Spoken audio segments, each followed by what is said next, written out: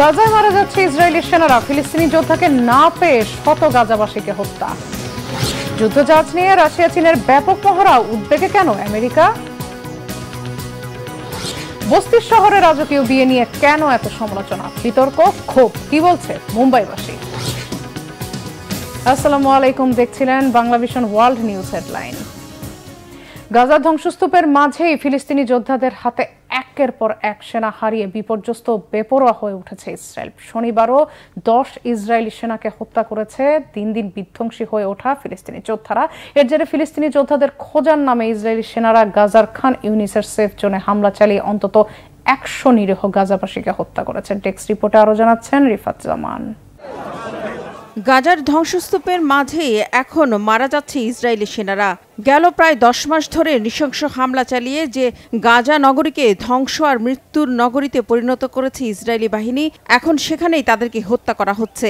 দিন দিন বিধ্বংসী হয়ে ওঠা ফিলিস্তিনি যোদ্ধাদের হামলায় বিপর্যস্ত তারা। শনিবারও ফিলিস্তিনিদের হামলায় মৃত্যু হয়েছে 10 ইসরায়েলি সেনার। সেই সাথে কিছু কিছু এলাকা ছেড়ে পালিয়ে গেছে ইসরায়েলি সেনারা। ফিলিস্তিনি যোদ্ধাদের নির্মূলের নামে গেল প্রায় 10 মাস ধরে পুরো গাজা শহরকে মাটিতে মিশিয়েও জয় পায়নি ইসরায়েল। উল্টো দিন দিন আরো শক্তিশালী হচ্ছে ফিলিস্তিনি যোদ্ধারা, আর তাদের হাতেই প্রাণ যাচ্ছে ইসরায়েলিদের। শনিবার সেনা হারানোর জেরে ফিলিস্তিনি যোদ্ধাদের হত্যার নামে অভিযানে নামে ইসরায়েলি সেনারা। তবে বরাবরের মতোই ফিলিস্তিনি যোদ্ধাদের তো পায়নি, বরং আবারও নিরীহ গাজাবাসীকে হত্যা করল ইসরায়েলিরা। শনিবার গাজার খান ইউনিসের একটি শরণার্থী ক্যাম্পে ভয়াবহ হামলা চালিয়ে 100-এরও বেশি ফিলিস্তিনিকে হত্যা করেছে তারা। ভিটেমাটি হারিয়ে সেফ জোন হিসেবে পরিচিত খান ইউনিসের এই শরণার্থী শিবিরে আশ্রয় নিয়েও রক্ষা পায়নি নিরীহ ফিলিস্তিনিরা। আমরা বারবার বাস্তুচ্যুত হয়েছি। এটিকে সবচেয়ে নিরাপদ এলাকা বলা হতো। আজ প্রায় সবাইকেই হত্যা করা হয়েছে। আরব নেতারা প্রতিদিন গাজাবাসীকে টুকরো টুকরো হতে দেখছে। আরব বা মুসলিম বিশ্বের কেউ না আসলেও ফিলিস্তিনি যোদ্ধাদের সাথে মিলে হামলা আরও জোরালো করে চলেছে ইরান সমর্থিত লেবাননের সশস্ত্র গোষ্ঠী হিজবুল্লাহ। ইসরায়েলের গোয়েন্দা স্থাপনার পর এবার দেশটির উত্তরাঞ্চলের মিতুলা শহরে থাকা ইসরায়েলি সামরিক বাহিনীর 9টি ভবনে রকেট ও ড্রোন হামলা চালিয়েছে হিজবুল্লাহ। এতে সামরিক ভবনগুলোর ব্যাপক ক্ষয়ক্ষতি হয়েছে। এছাড়া ইরান সমর্থিত আরো গোষ্ঠী ইয়েমেনের হুতি যোদ্ধারা শনিবার লোহিত সাগর ও বাব আল মানদেব প্রণালীতে 2টি জাহাজে ব্যালিস্টিক মিসাইল হামলা চালানোর দাবি করেছে। রিফাত জামান, বাংলা ভিশন নিউজ ডেস্ক। দক্ষিণ চীন সাগরে যুদ্ধজাহাজের মহড়া শুরু করেছে রাশিয়া ও চীন। সমুদ্রপথে নিরাপত্তাজনিত হুমকি মোকাবেলা ও বৈশ্বিক স্থিতিশীলতা নিশ্চিতের লক্ষ্যে সপ্তাহব্যাপী মহড়া চলবে। এদিকে সম্প্রতি আলাস্কায় মার্কিন জলসীমার কাছে চীনের বেশ কয়েকটি যুদ্ধজাহাজ ঘোরাফেরা করার কথা জানিয়েছে যুক্তরাষ্ট্রের কোস্টগার্ড। হিজল জোবাইরের ডেস্ক রিপোর্টে বিস্তারিত। দক্ষিণ চীন সাগর সহ আন্তর্জাতিক সমুদ্রপথে আধিপত্য বিস্তার নিয়ে যুক্তরাষ্ট্র ও ন্যাটোর সঙ্গে চীন আর রাশিয়ার উত্তেজনা ক্রমশ বাড়ছে। বেইজিং ও ক্রেমলিনকে ঠেকাতে এশীয় প্রশান্ত মহাসাগরীয় অঞ্চলে নতুন জোট গঠনের ঘোষণা দিয়েছে ন্যাটো। এরই মাঝে নিজেদের শক্তি প্রদর্শনের অংশ হিসেবে দক্ষিণ চীন সাগর অঞ্চলে যুদ্ধজাহাজ নিয়ে মহড়া শুরু করেছে চীন ও রাশিয়া। মধ্য জুলাই পর্যন্ত যৌথ এ মহড়া চলবে বলে জানিয়েছে চীনের প্রতিরক্ষা মন্ত্রণালয়। মহড়ায় অংশ নিতে শুক্রবার দক্ষিণ চীন সাগর সংলগ্ন চীনের গুয়াংডং প্রদেশের জানজিয়াং সামরিক বন্দরে ভিড়েছে রাশিয়ার 2টি যুদ্ধজাহাজ ও একটি তেলবাহী ট্যাঙ্কার। এদিন বেলা 11টার দিকে বন্দরে ভেড়ার সময় রুশ নৌবহরটিকে উষ্ণ অভ্যর্থনা জানানো হয়।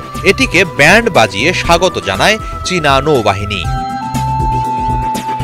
সপ্তাহব্যাপী এ মহড়ায় সমুদ্রে নজরদারি ও শত্রুর অবস্থান সম্পর্কে আগেভাগেই সতর্কতা পাঠানো, সমুদ্রপথে হামলা, আকাশ প্রতিরক্ষা ও প্রতিপক্ষের ক্ষেপণাস্ত্র ধ্বংস করা সহ বিভিন্ন কর্মকাণ্ডে অংশ নেবেন 2 দেশের নৌসেনারা।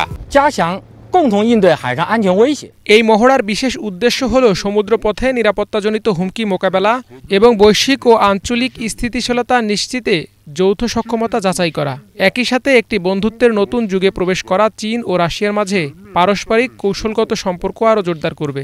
মহড়ায় চীনের একটি গাইডেড মিসাইল ডেস্ট্রয়ার, 2টি রণতরী, একটি রসদ সরবরাহকারী জাহাজ ও জাহাজে অবতরণে সক্ষম হেলিকপ্টারের বহর অংশ নেবে বলে জানানো হয়েছে। এদিকে চলমান উত্তেজনার মাঝেই আলাস্কায় মার্কিন জলসীমার কাছে চীনের বেশ কয়েকটি যুদ্ধজাহাজ শনাক্ত করার কথা জানিয়েছে যুক্তরাষ্ট্র। গত সপ্তাহে 2 দিন চীনের 4টি জাহাজকে আলাস্কার অ্যালিউশন আইল্যান্ডস ও আমাক্টা পাসের আশেপাশে ঘোরাফেরা করতে দেখা যায় বলে জানায় দেশটির কোস্টগার্ড। তবে জাহাজগুলো আন্তর্জাতিক জলসীমায় অবস্থান করছিল বলে জানিয়েছে বেইজিং। হিজল জোবায়ের, বাংলা ভিশন। এদিকে গেল দুদিনের ইউক্রেনের দোনেস্কের আরো 2টি এলাকা দখলে নিয়েছে রাশিয়া। গেল এক সপ্তাহে ইউক্রেনের 14,000-এর বেশি সেনাকে হত্যার দাবি করেছে রুশ প্রতিরক্ষা মন্ত্রণালয়। এমন পরিস্থিতিতে ইউক্রেনকে মার্কিন ক্ষেপণাস্ত্র দিয়ে রাশিয়ার মূল ভূখণ্ডে হামলার অনুমোদন দেওয়ার বিষয়টি বিবেচনা করছে বলে জানিয়েছে যুক্তরাষ্ট্র। ডেস্ক রিপোর্টে বিস্তারিত। পরপর 2 দিনে ইউক্রেনের পূর্বাঞ্চলে দোনেস্কের আরও 2টি অঞ্চল নিজেদের নিয়ন্ত্রণে নেয়ার দাবি জানিয়েছে রুশ বাহিনী। শুক্রবার ও বৃহস্পতিবার রুশ প্রতিরক্ষা মন্ত্রণালয়ের বিবৃতিতে বলা হয়, দোনেস্কের উরাজাইনে ও ভস্কোদ অঞ্চলে জোরালো হামলার মধ্য দিয়ে শত্রু সেনাদের পরাস্ত করা হয়েছে। যুদ্ধক্ষেত্রে সুবিধাজনক অবস্থানে যাওয়ার ক্ষেত্রে এ 2টি এলাকা খুবই গুরুত্বপূর্ণ বলে জানায় মন্ত্রণালয়।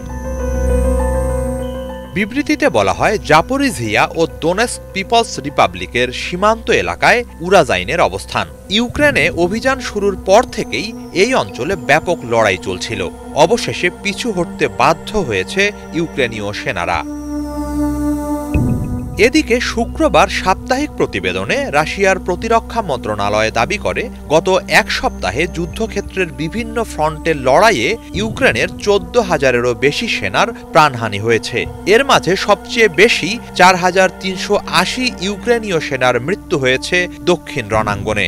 এছাড়া পশ্চিমে 3,440, মধ্যাঞ্চলে 2,785, উত্তরে 1,800, পূর্বে 980 ও নিয়াপারের যুদ্ধক্ষেত্রে অন্তত 685 জনের মৃত্যু হয়েছে। কেবল মধ্য রণাঙ্গনের রুশ সেনারাই গত এক সপ্তাহে দোনেস্কের 5টি এলাকার নিয়ন্ত্রণ নেয় বলে প্রতিবেদনে উল্লেখ করা হয়। শেষ সপ্তাহে স্থল অভিযান ছাড়াও আকাশপথে ইউক্রেনের বিভিন্ন সামরিক স্থাপনা ও সেনাবাহিনীর বিমান ঘাঁটিতে 39টি হামলা চালানো হয় বলে জানিয়েছে রুশ প্রতিরক্ষা মন্ত্রণালয়। এসব হামলায় যুক্তরাষ্ট্রের সরবরাহ করা বেশ কিছু হিমার্স রকেট লঞ্চার, প্যাট্রিয়ট আকাশ প্রতিরক্ষা ব্যবস্থা সহ উল্লেখযোগ্য সংখ্যক অস্ত্র সরঞ্জাম ধ্বংস করা হয়। এদিকে যুদ্ধক্ষেত্রে কোণঠাসা অবস্থায় থাকা ইউক্রেনকে উদ্ধারে শিগগিরই বিপুল পরিমাণ অস্ত্র সহায়তার ঘোষণা দিয়েছে ন্যাটো জোটের দেশগুলো। যুদ্ধের গতিপথ বদলাতে নীতি বদলের কথাও জানিয়েছে যুক্তরাষ্ট্র। নিজেদের সরবরাহ করা ক্ষেপণাস্ত্র ও অস্ত্র সরঞ্জাম দিয়ে ইউক্রেন যেন রাশিয়ার মূল ভূখণ্ডে হামলা চালাতে পারে সেই অনুমোদন দেওয়ার কথা বিবেচনা করছে দেশটি। পেন্টাগন জানিয়েছে, এতদিন এ ব্যাপারে আপত্তি থাকলেও পরিবর্তিত পরিস্থিতিতে সেই অবস্থান বদলের কথা ভাবা হচ্ছে। চলমান এই উত্তেজনার মাঝেই যুক্তরাষ্ট্রের ডিফেন্স সেক্রেটারি লয়েড অস্টিন রাশিয়ার প্রতিরক্ষা মন্ত্রী আন্দ্রেই বেলোসভের সাথে ফোনালাপ করেছেন বলে রাশিয়ার পক্ষ থেকে জানানো হয়েছে। এ সময় তারা নিরাপত্তাজনিত হুমকি ও সম্ভাব্য সংঘাত এড়ানোর বিষয়ে আলোচনা করেন। হিজল জোবায়ের, বাংলা ভিশন। মার্কিন প্রেসিডেন্ট নির্বাচন থেকে আবারও সরে না দাঁড়ানোর ঘোষণা দিলেন জো বাইডেন। সেই সাথে তিনি জয়ী হবেন বলে আশা প্রকাশ করেন। সমর্থকরা তার পাশে আছে বলে মন্তব্য করেন বাইডেন। বিস্তারিত শহীদ আরাফাতের ডেস্ক রিপোর্টে। কোনো চাপ মনে করছেন না মার্কিন প্রেসিডেন্ট জো বাইডেন। নির্বাচনী প্রচারণায় নিজের ঢোল পিটিয়ে যাচ্ছেন নির্দ্বিধায়। যুক্তরাষ্ট্রে আসন্ন প্রেসিডেন্ট নির্বাচনে প্রার্থীর দৌড় থেকে তিনি কোথাও সরে যাচ্ছেন না। প্রার্থী হিসেবে তিনি ডেমোক্রেটদের প্রতিনিধিত্ব করবেন। শুক্রবার মিশিগান অঙ্গরাজ্যের ডেট্রয়েটের এক নির্বাচনী প্রচার সভায় এসব কথা বলেন বাইডেন। ইদানিং অনেকেই অনেক ধরনের জল্পনা কল্পনা করছে, আমি কি করতে যাচ্ছি, নির্বাচনে দৌড়ে থাকবো কিনা, এমন অনেক প্রশ্ন তাদের মনে ঘুরছে। কিন্তু এসব প্রশ্নের একটাই উত্তর এবং খুব সহজ উত্তর, আমি নির্বাচনে প্রার্থী হচ্ছি এবং আমরাই জিততে যাচ্ছি। আমার হাত ধরেই যুক্তরাষ্ট্রের পরিবর্তন আসবে। রিপাবলিকান নেতা ডোনাল্ড ট্রাম্পকে আবারও পরাজিত করতে চান বাইডেন। ট্রাম্পকে জাতির জন্য হুমকি মনে করেন তিনি। বাইডেন দাবি করেন বিতর্ক থেকে সংবাদ সম্মেলন প্রতিটি জায়গায় তাকে বিভ্রান্তকর পরিস্থিতির দিকে ঠেলে দেওয়া হয়েছে। আমি ডেমোক্রেটিক পার্টির প্রার্থী। নির্বাচনে রিপাবলিকান প্রার্থী ডোনাল্ড ট্রাম্পকে আবারও পরাজিত করব। ট্রাম্প পরাজিত হবেই। সবচেয়ে গুরুত্বপূর্ণ, ট্রাম্প জাতির জন্য একটা হুমকি। আমি অভিযোগ করছি না, তবে আপনারা দেখবেন বিতর্ক থেকে সংবাদ সম্মেলন তারা আমাকে বিভ্রান্তিকর পরিস্থিতিতে ফেলেছে। ডোনাল্ড ট্রাম্পের সঙ্গে বিতর্কে পরাজয়ের পর দল এবং বিভিন্ন মহল থেকে সরে দাঁড়ানোর চাপ বাড়লেও প্রার্থী হিসেবে টিকে থাকতে বাইডেন সব ধরনের চেষ্টা চালিয়ে যাচ্ছেন। গত কয়েকদিনে দলের সদস্যদের সঙ্গে বৈঠক করে সমর্থন আদায়ের চেষ্টা অব্যাহত রেখেছেন। সাধারণ মার্কিনিরাও বাইডেনকে সমর্থন দিচ্ছেন। এতে নির্বাচনে প্রার্থী হতে অনেকটাই আশাবাদী Joe Biden. Shahid Arafat, Bangla vision news desk.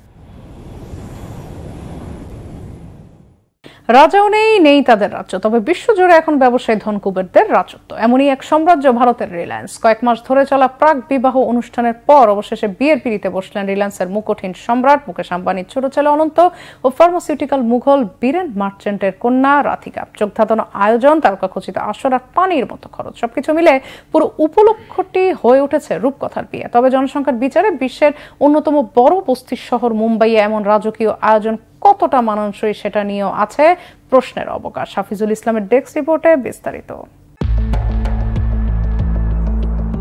Reliance সাম্রাজ্যের রাজপুত্র অনন্ত আম্বানি ও ধনকুবের বাবার কন্যা রাধিকা মার্চেন্ট ভারতের মুম্বাইয়ে অবশেষে ৭ পাকে বাধা পড়লেন এই যুগল। ইতিহাসের সবচেয়ে ব্যয়বহুল বিয়েটিতে খরচের সম্ভাব্য পরিমাণ প্রায় ৭,০০০ কোটি টাকা। ১২ই জুলাই শুরু হওয়া মূল পর্বে বিদেশি অতিথিদের আনা নেয়া করছে ৩টি জেট বিমান। প্রতি ঘণ্টায় ৭ লাখ টাকারও বেশি এসব ফ্লাইটের ভাড়া। দক্ষিণ মুম্বাইয়ের অল্টমাউন্ট রোডে মুকেশ আম্বানির বাড়ি। প্রায় ৬টি ফুটবল মাঠের সমান জায়গা নিয়ে তৈরি ২৭ তলা উচ্চতার বিল্ডিংয়ে আম্বানি পরিবারের বসবাস। ৩টি হেলিপ্যাড, ছাদের উপর ছাদ, সুইমিং পুল আর ঝুলন্ত বাগানে সাজানো বাড়িটির নাম অ্যান্টেলিয়া। বিয়ের আয়োজনে উৎসবমুখর এই আম্বানি বাড়ি থেকে মাত্র কয়েক কিলোমিটার দূরেই ভারতের সবচেয়ে বড় বস্তি ধারাভির অবস্থান, যেখানে চরম দারিদ্র্যের মাঝে দিন কাটায় ১০ লাখের বেশি মানুষ। বর্তমান বিশ্বে বিগ ফ্যাট ওয়েডিংয়ের দেশ হিসাবে ভারতের রয়েছে বিশেষ পরিচিতি। অতিরিক্ত জাঁকজমক আর চোখ ধাঁধানো আয়োজনে হয়ে থাকে দেশটির ধনকুবের আর সেলিব্রিটিদের বিয়ে। তবে আম্বানিদের রাজকীয় বিয়ে ভেঙে ফেলেছে অতীতের সব রেকর্ড। চাকচিক্যময় পোশাক, গয়নাগাটির ছড়াছড়ি আর মুগ্ধ করা সাজসজ্জার পাশাপাশি তারকাখচিত আম্বানি বাড়ির বিয়ে পরিণত হয়েছে জনসাধারণের মনোযোগের কেন্দ্রবিন্দুতে। রূপকথার মতো এই বিয়ে নিয়ে ব্যাপক উৎসাহ আর উদ্দীপনা থাকলেও রয়েছে নানা তর্ক বিতর্ক। ভারতের মতো দেশে ছেলের বিয়েতে টাকার ঝনঝনানি ও কল্পনাতীত খরচের বিষয়টি অনেকের কাছেই হয়েছে আক্ষেপ ও বিরক্তির কারণ। এখানে দেখার কি আছে? আমরা দেখছি ধনীরা কিভাবে তাদের বিয়েতে ২ হাতে সমানে টাকা উড়াচ্ছে। বড় বড় সেলিব্রিটিরা তাদের অনুষ্ঠানে আসছেন, বিষয়টা ভালো, কিন্তু একই সাথে একজন দরিদ্র মানুষের অবস্থার কথাও চিন্তা করা উচিত। আম্বানি লাখ লাখ টাকা খরচ করছে, অথচ গরিবরা দুমুঠো খাবার জোগাতে হিমশিম খাচ্ছে। সবকিছুর দুটি দিক আছে। আমি যদি একজন খোলা মনের মানুষ হই, তখন আমি বলবো তাদের টাকা পয়সা আছে, তারা এইভাবে অনুষ্ঠান করবে, এটা তো মন্দ কিছু না। আবার এটাকে অন্য দৃষ্টিকোণ থেকেও দেখা যায়, যারা এত সম্পদের মালিক না, এমন আয়োজন তাদেরকে প্রভাবিত করবে। তাদের ভেতরেও এই ধরনের উদযাপনের আশা তৈরি হবে। আমি মনে করি ভারতের মতো সমাজে উদাহরণ হিসেবে আমরা এমন কিছু চাই না। ভারতের রিলায়েন্স ইন্ডাস্ট্রিজের চেয়ারম্যান মুকেশ আম্বানি বিশাল ব্যবসায়ী সাম্রাজ্যের মুকুটহীন সম্রাটের ব্যক্তিগত সম্পদের পরিমাণ আনুমানিক $115 বিলিয়ন। জ্বালানি তেল থেকে শুরু করে টেলিকম, রাসায়নিক প্রযুক্তি, ফ্যাশন দুনিয়া থেকে খাদ্যপণ্যের বাজার, ভারতসহ বিশ্বের বিভিন্ন জায়গায় ছড়িয়ে আছে আম্বানি সাম্রাজ্যের প্রভাব। 4 দিনব্যাপী মূল বিয়ের অনুষ্ঠানে অতিথির তালিকায় আছেন সাবেক ব্রিটিশ প্রধানমন্ত্রী টনি ব্লেয়ার ও বরিস জনসন, ভারতের প্রতিরক্ষা মন্ত্রী রাজনাথ সিং। এসেছেন boxing heavyweight champion Mike Tyson, US wrestling superstar ও অভিনেতা জন সিনা আর কার্দিশিয়ান বোনেরা। শাহরুখ, আমির, সালমানের মতো বলিউড তারকা থেকে শুরু করে বাদ যাননি ক্রিকেট দুনিয়ার বিখ্যাতরাও। একের পর এক প্রাক বিবাহ অনুষ্ঠানের পর শেষ পর্যন্ত অন্তিম পর্বে পৌঁছালো রাজকীয় বিবাহের আয়োজন। 12 জুলাই শুক্রবার শুভ বিবাহ অনুষ্ঠান শেষ হলেও 3 দিন ধরে চলবে উদযাপন। আম্বানি বাড়ির এমন রয়্যাল ওয়েডিং আগে কখনো দেখেনি ভারত।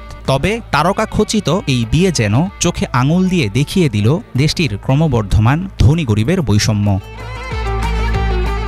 হাফিজুল ইসলাম, বাংলা ভিশন। নাইজেরিয়ার প্লাটু রাজ্যে একটি বিদ্যালয়ের ভবন ধসে অন্তত 21 শিক্ষার্থী নিহত হয়েছে, চাপা পড়ে আছে আরো অনেকে। শুক্রবার সকালে ক্লাস চলাকালে উত্তর মধ্য নাইজেরিয়ার ওই রাজ্যে 2 তলা বিশিষ্ট বিদ্যালয় ভবনটি ধসে পড়ে। এটি রাজ্যের জোস নর্থ জেলার সেন্টস একাডেমি কলেজের একটি ভবন। পরে ধসে পড়া ভবনটি ঘিরে স্থানীয়দের ভিড় বাড়তে থাকে। আটকে পড়াদের উদ্ধারকর্মীরা কাজ শুরু করেছে। এরই মধ্যে অনেককে উদ্ধার করা হয়েছে। প্লাটু রাজ্য কর্তৃপক্ষ আহতদের কোনো ধরনের কাগজপত্র ছাড়াই জরুরি ভিত্তিতে চিকিৎসা সেবা দিতে হাসপাতালগুলোকে নির্দেশ দিয়েছে। সুদানের যুদ্ধরত 2 পক্ষ এসএএফ এবং আরএসএফ কে নিয়ে জেনেভায় আলোচনায় বসেছে। জাতিসংঘ যুদ্ধবিধ্বস্ত সুদানের জনগণকে সুরক্ষা দিতে এবং যুদ্ধবিরতির লক্ষ্যে এই আলোচনার মধ্যেই রাজধানী খার্তুমের তেল শোধনাগারে এসএএফ আরএসএফ এর মধ্যে ব্যাপক সংঘর্ষ হয়েছে। বিস্তারিত ডেস্ক রিপোর্টে। বৃহস্পতিবার জাতিসংঘের নেতৃত্বে জেনেভায় সুদানের যুদ্ধরত পক্ষগুলোর সাথে পরোক্ষভাবে আলোচনা শুরু হয়েছে। যুদ্ধ বিধ্বস্ত সুদানের সামরিক নাগরিকদের সুরক্ষা নিশ্চিতে, মানবিক সহায়তা প্রদানে এবং যুদ্ধবিরতির লক্ষ্যে এই আলোচনার পদক্ষেপ নেওয়া হয়। জাতিসংঘের মহাসচিবের ব্যক্তিগত দূতের আমন্ত্রণে এসএএফ এবং আরএসএফ এর প্রতিনিধি দল জেনেভায় এক পরোক্ষ আলোচনায় যোগ দেয়। উভয় পক্ষ বৃহস্পতিবার এবং শুক্রবার পৃথকভাবে রামতানের সাথে সাক্ষাৎ করে জানায় একে অপরের সাথে সরাসরি আলোচনায় বসতে রাজি নয় তারা। বৃহস্পতিবার এসএএফ এর general commander Abdel Fattah al Burhan বলেন তার বাহিনী আরএসএফ এর সাথে আলোচনায় বসবে না যতক্ষণ না দখলকৃত সব শহর থেকে আরএসএফ প্রত্যাহার না করে। অপরদিকে জাতিসংঘের মধ্যস্থতাকে স্বাগত জানিয়ে আরএসএফ বলছে পরোক্ষ আলোচনার মাধ্যমে সমস্যার সমাধানে তারা প্রস্তুত রয়েছেন। জেনেভায় আলোচনা চলাকালীন সময়েও দেশটিতে ব্যাপক আকারের সংঘর্ষ চলমান রয়েছে। শুক্রবার উত্তর খার্তুমের বেশ কয়েকটি এলাকায় এসএএফ এবং আরএসএফ একে অপরকে মর্টার শেল দিয়ে হামলা করে। এ সময় আরএসএফ এর দখলে থাকা খার্তুম তেল শোধনাগারের দিকে অগ্রসর হয় এসএএফ। পরে উভয় দলের মধ্যে সংঘর্ষ হয়। সুদানের উত্তর দারফুরের রাজধানী আল ফাশারে আরএসএফ এর উপর বড় আকারে হামলা চালাতে যুদ্ধ বিমান পাঠায় এসএএফ। একই দিনে এসএএফ এরও বেশ কয়েকটি জায়গায় ভারী কামান হামলা চালায় আরএসএফ। আবাসিক এলাকাগুলোতে যুদ্ধ ছড়িয়ে পড়ায় হাজারো বাসিন্দা ইতোমধ্যে বাড়িঘর ছেড়ে পালিয়ে গেছে। 2023 সালের 15 এপ্রিল থেকে সুদানের রাজধানী খার্তুমে এসএএফ এবং আরএসএফ এর মধ্যে সশস্ত্র সংঘাত শুরু হয়। পরবর্তীতে দেশটির অন্যান্য অঞ্চলগুলোকে গ্রাস করার সাথে আজ অবধি এই যুদ্ধ অব্যাহত রয়েছে। ইফাত জাহান, বাংলা ভিশন।